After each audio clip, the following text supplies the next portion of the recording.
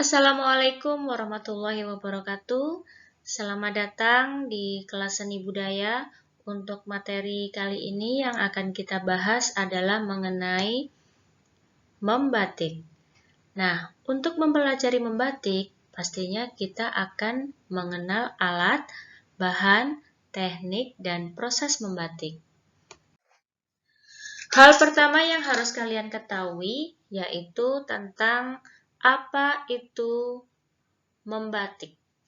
Nah, pada dasarnya membatik yaitu menutup permukaan kain dengan lilin atau malam. Nah, kenapa harus ditutup? Karena menutup permukaan kain dengan lilin itu memiliki fungsi yaitu menghalangi terserapnya pewarna ke dalam serat kain. Seperti apakah bentuk lilin? Bentuk lilin adalah seperti pada gambar berikut. Ada yang warnanya gelap dan ada warnanya yang lebih terang.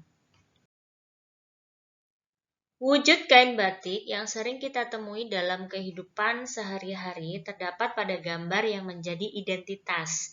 Gambar tersebut sering disebut dengan pola batik.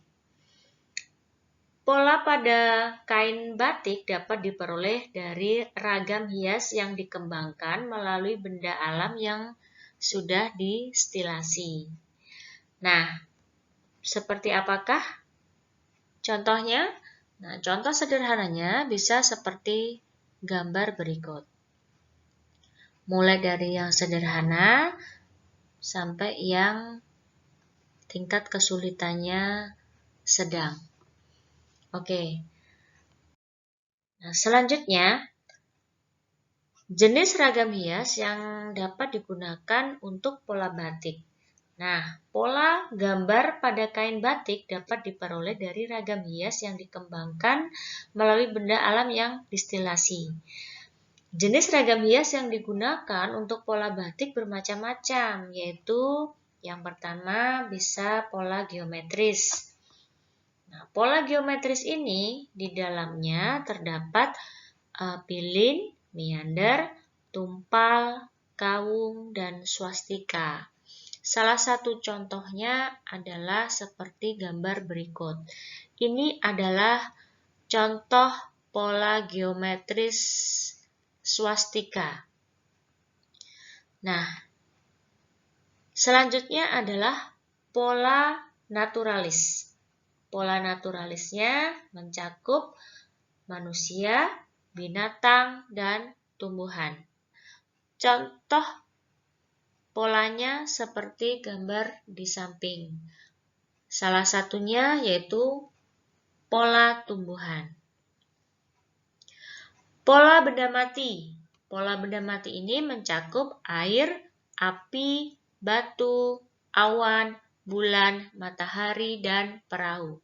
Salah satu contoh dari pola ini adalah pola awan.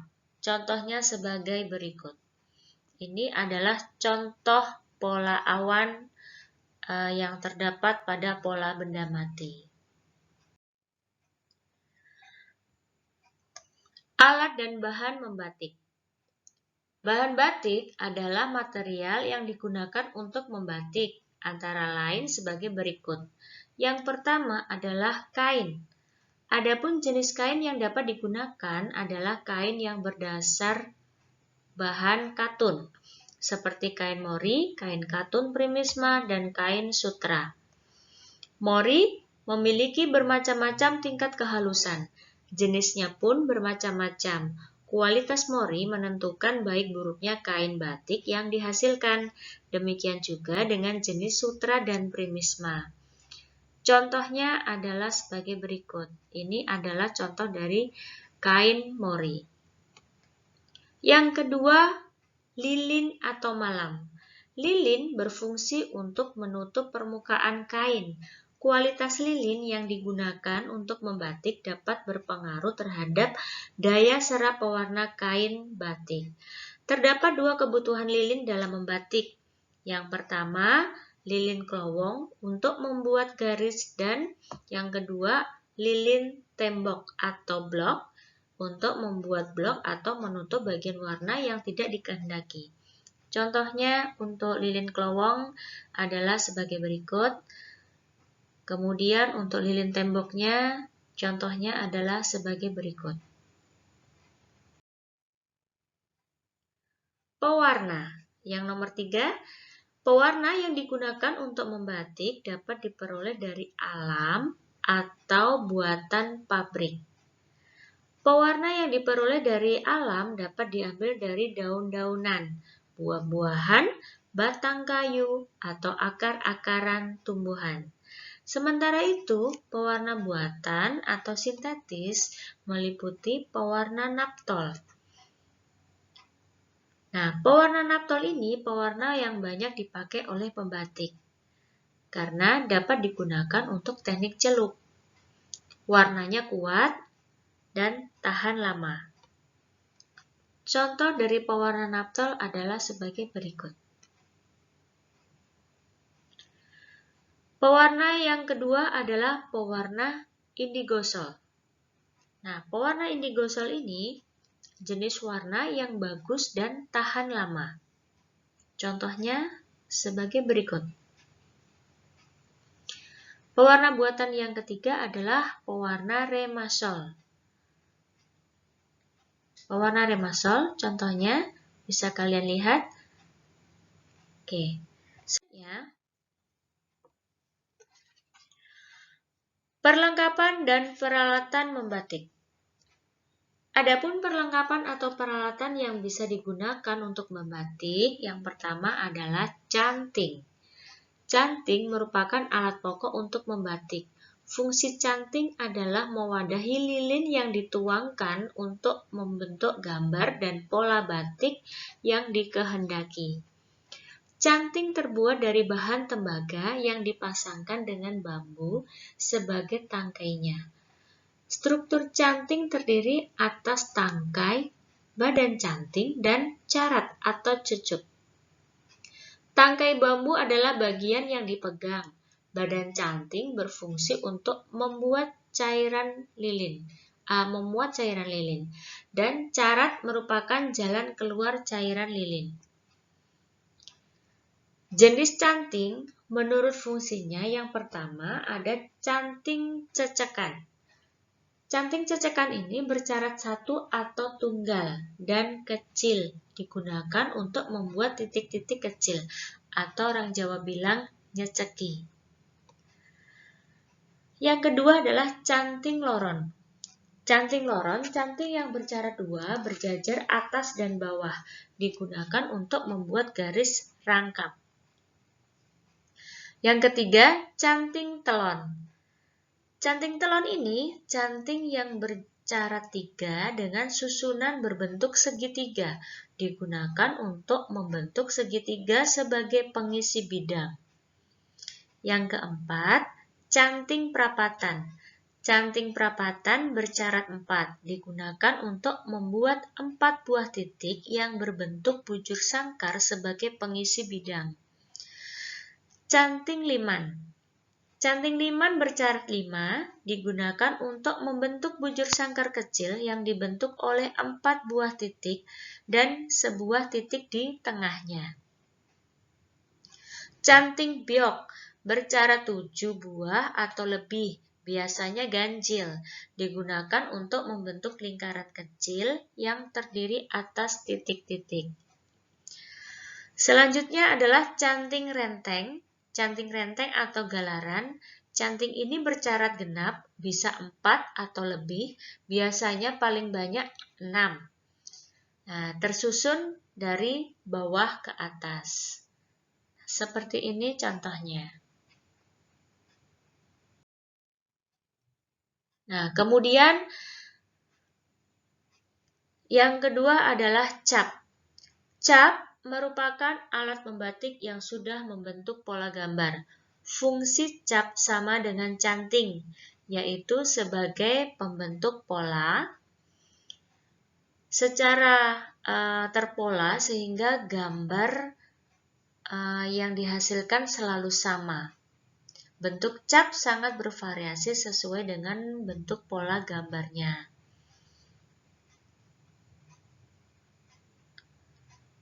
Oke, ini adalah contoh dari cat. Bermacam-macam motifnya dan penggunaannya pun tinggal celup ke malam kemudian ditempelkan di kain. Yang ketiga adalah wajan dan kompor.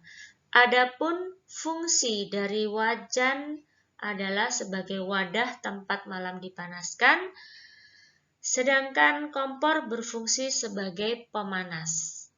Nah, ini contoh kompor dan wajan. Untuk kompor itu sekarang lebih banyak menggunakan kompor listrik daripada yang kompor manual. Yang keempat, gawangan atau pembidang.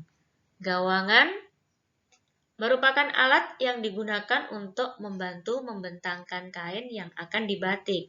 Gawangan bisa berbentuk seperti jemuran pakaian yang mudah diangkat dan dipindah tempat. Kemudian contoh dari gawangan ini adalah seperti berikut.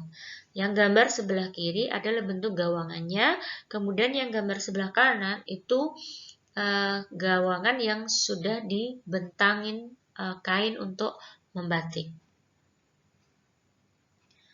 Yang kelima adalah dandang. Fungsi dandang adalah sebagai kuali besar tempat melorot kain batik atau tempat pewarnaan kain batik. Nah, contohnya adalah sebagai berikut. Sebelah kanan adalah pewarnaan dan proses melorot pada kain batik yang dilakukan di dandang besar. Yang nomor 6 adalah sarung tangan. Fungsi sarung tangan adalah untuk melindungi tangan dan pewarna pada saat pencelupan kain batik dalam proses pewarnaan. Nah, gambar sebelah kiri adalah sarung tangan yang belum terkena pewarnaan. Kemudian gambar sebelah kanan adalah proses setelah melakukan pewarnaan. Oke. Yang nomor 7 adalah kuas. Fungsi kuas adalah sebagai alat bantu untuk mempercepat penutupan bidang gambar yang luas, yang akan memakan waktu lama jika dikerjakan dengan canting. Selain itu, kuas juga dapat digunakan untuk menggambarkan atau menggambar cairan lilin dengan pola yang lebih bebas dan ekspresif. Nah, contohnya adalah sebagai berikut. Ini adalah contoh kuas yang disapukan atau digunakan untuk melukis. Untuk selanjutnya yaitu tentang teknik dan proses membatik. Nah, untuk teknik dan proses membatik yang perlu dilakukan adalah persiapan. Nah, persiapan apa saja yang harus dilakukan? Persiapan yang perlu dilakukan dalam berkarya batik mencakup dua hal, yaitu gambar pola batik dan bahan alat batik. Menyiapkan gambar pola batik dapat dilakukan dengan cara menggambar pola batik yang dikehendaki pada kertas gambar atau bisa langsung pada kain. Menyiapkan bahan dan alat batik dapat dilakukan sendiri dengan menyalakan kompor, kemudian menaruh wajan dan lilin di atasnya. Sambil menunggu lilin cair, kita bisa menyiapkan canting dan gawangan. Kemudian proses membatik. Untuk proses membatik, yang pertama yang bisa kita lakukan adalah meletakkan kain mori yang sudah berpola pada gawangan. Nah, kemudian menuangkan cairan lilin melalui cara canting pada kain mori sesuai dengan gambar pola batiknya. Nah, ini yang kita sebut dengan ngelawong, menuangkan, menggambar, membuat, menutup lilin di pola gambar batik. Kemudian mengisi pola batik yang kosong dengan cairan lilin. Menutup pola batik yang kosong dengan cairan lilin atau yang disebut dengan nembok. Nah, kemudian pewarnaan. Pewarnaan ini bisa dilakukan dengan cara menyelupkan kain mori yang sudah digambar dengan lilin pada wadah yang berisi naptol yang telah dilarutkan dengan air panas. Kemudian celupkan pada wadah yang berisi garam yang sudah dilarutkan dengan air dingin. Nah, jika dalam pewarnaan yang pertama ini kurang kuat atau kurang bagus, bisa menambah warna lain. Caranya yaitu dengan melakukan proses membatik dari meletakkan cairan lilin, kemudian sampai membuat celupan kain mori yang sudah digambari dengan lilin dan diisi cairan naptol. Diulang lagi sampai poin yang pewarnaan. Selanjutnya setelah pewarnaan selesai yaitu ngelorot. Nah, jika ingin hasilnya yang maksimal, kemudian kita bisa melakukan pengelorotan yaitu melepaskan lapisan lilin yang melekat pada kain dengan cara memanaskannya dengan air mendidih dalam dandang yang besar atau menggunakan larutan soda api. Nah, kemudian kita menjemurnya. Menjemur kain itu tidak boleh di bawah sinar matahari langsung, hanya diangin-anginkan saja. Nah, tujuannya biar pewarnaannya tidak cepat pudar. Yang selanjutnya adalah melakukan penyimpanan, atau kalau misalkan tujuannya untuk pameran ya langsung kita pajang di galeri. Kalau tujuannya untuk dijual langsung kita kemas rapi untuk dipasarkan. Nah, oke.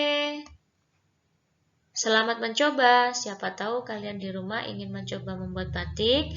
Lakukan hal yang sederhana terlebih dahulu, yaitu dengan membuat pola yang sederhana dan kalian bisa kembangkan bakat yang sudah ada.